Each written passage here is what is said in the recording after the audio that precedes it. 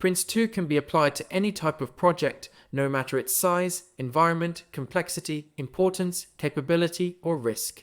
Understanding people and relationships is key to project management, and people are placed at the center of the project, whether they are working on the project or affected by it.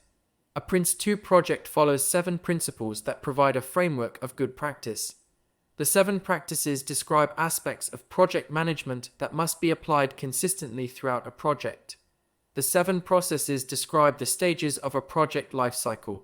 The PRINCE2 method can be tailored to the project context to suit the situation in which it will be used.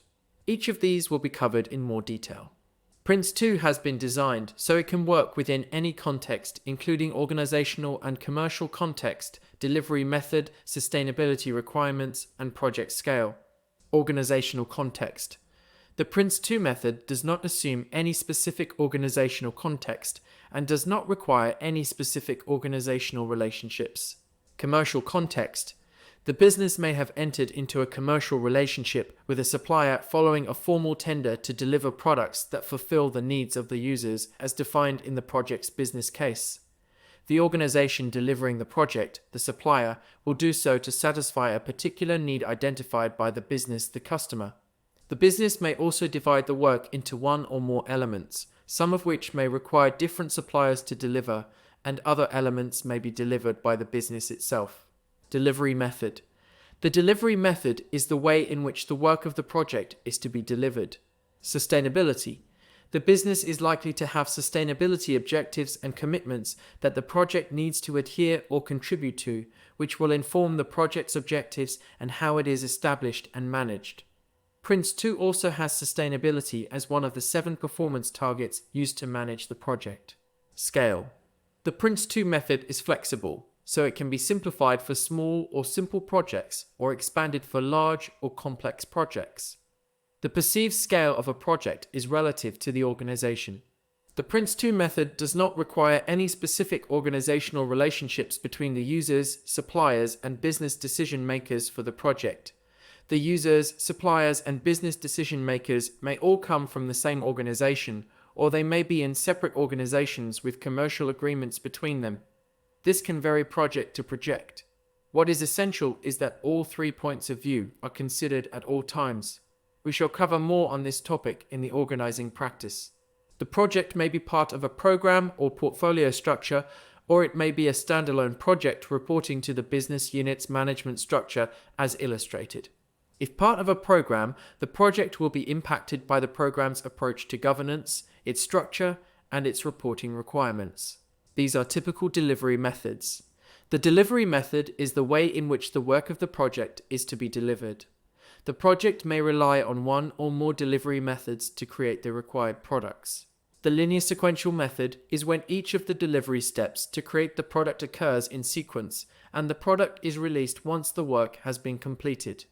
Typically, this is used in construction or manufacturing. The iterative incremental approach is often used for product development, where requirements gathering, design, development, coding, or testing occur iteratively throughout the project.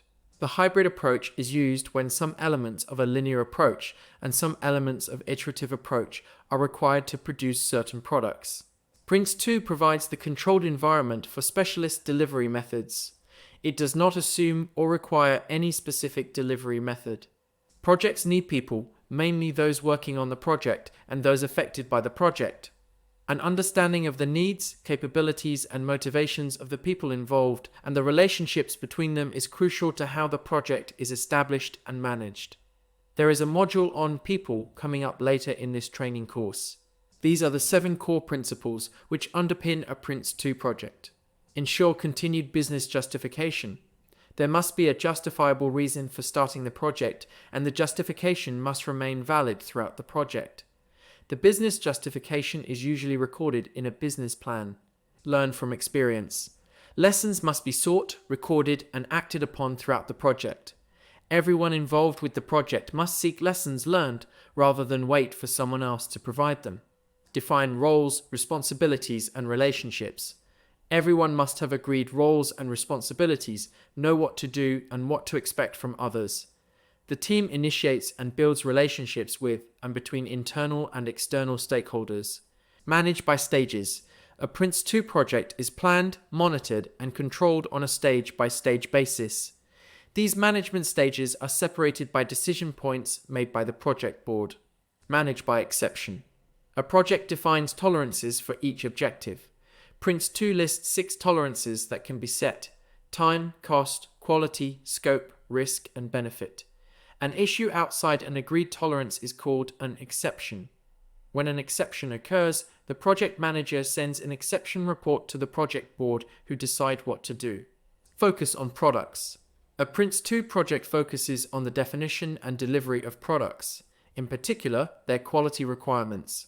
Product descriptions provide the means to determine effort, estimates, resource requirements, dependencies, and activity schedules. Tailor to suit the project. A PRINCE2 project must be tailored to suit the project's size, environment, complexity, importance, capability, and risk. All other aspects of the PRINCE2 project can be adjusted, but principles cannot be changed. All 7 must be applied when running a project, otherwise you are not upholding the PRINCE2 values and therefore not running a PRINCE2 project. The PRINCE2 practices. Business case. The purpose of the business case is to enable the project manager and the project board to judge whether the project remains desirable and achievable. Organizing. This practice describes the roles and responsibilities that the PRINCE2 project management team requires to manage the project effectively. Plans. PRINCE2 projects proceed based on a series of plans.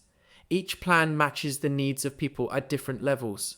They are the focus of communication and control throughout the project. Quality. The purpose is to enable each team member to understand the quality attributes of the products and how these requirements will be delivered. Risk.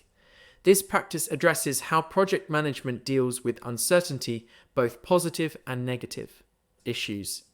This practice helps to identify, assess, and control change requests or issues that arise during the project. Progress.